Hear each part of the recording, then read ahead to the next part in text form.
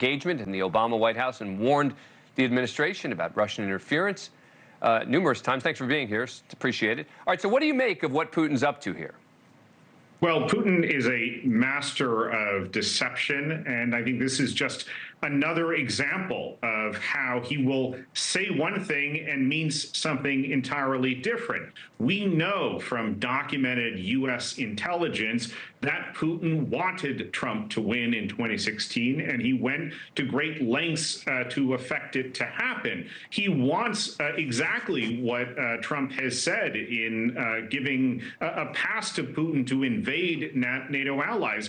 All of this adds up, Dan, to a situation where Putin is once again both overtly as well as covertly working on behalf of Trump to try and destabilize, to damage, and ultimately to divide the United States. So is his real goal here, I mean, I've got to believe he knows his quote-unquote endorsement isn't going to do any good, right? So is his goal here to just sort of sow chaos?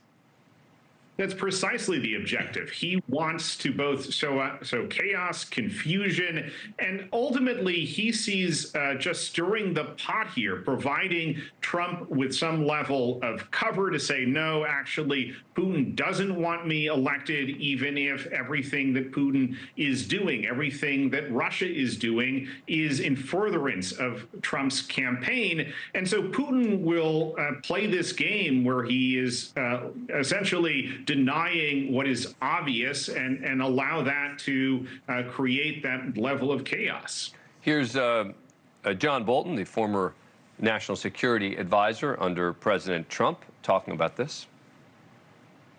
It's a clear disinformation effort to confuse people, to give Trump the opportunity, which he was foolish enough to take, to say, well, I thought that was actually a compliment to me. I mean, if Trump is elected, there'll be celebrations in the Kremlin. There's no doubt about it, because Putin thinks that he is an easy mark. Well, look, regardless of whether Putin thinks that or doesn't think that, the bottom line here is Putin has to know, right, that almost no one here is going to take his comment to heart. Well, you'd like to believe that, and yet time after time, I think we have seen instances where Putin has been able, both through his comments, through those of others affiliated with Moscow, to muddy the waters. And ultimately, Dan, that's what Russia tries to do. You know, you brought up my work back in 2014 when they first invaded Ukraine. That all they were trying to do was create enough doubt, to create enough questions. And in fact, Russia Today's slogan is literally question more. So all they want to do is not necessarily get anybody to believe them. They just don't want you to believe the other side. Anything to make of the timing with Navalny's death? These things are pretty elaborately planned. And so I think what you're witnessing is that Putin feels now that he's got the wind at his back, that they've just taken back a strategic town in eastern Ukraine.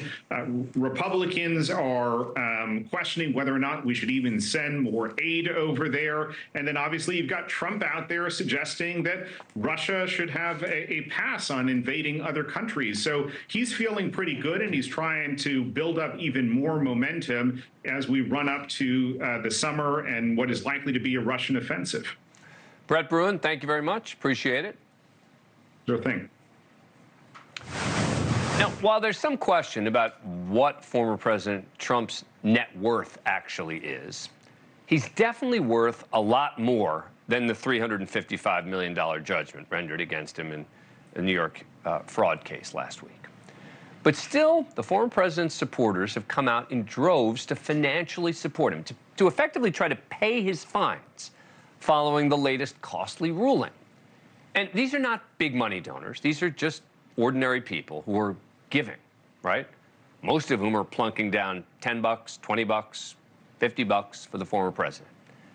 It's obviously a testament to Donald Trump's connection with his fans, that he inspires them to shell out hard-earned money in support of his cause. But on another level, this is also everyday Americans emptying their pockets for a guy who does not need their money.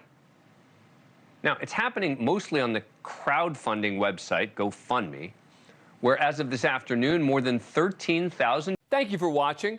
Go to newsnationnow.com to find News Nation on your cable provider.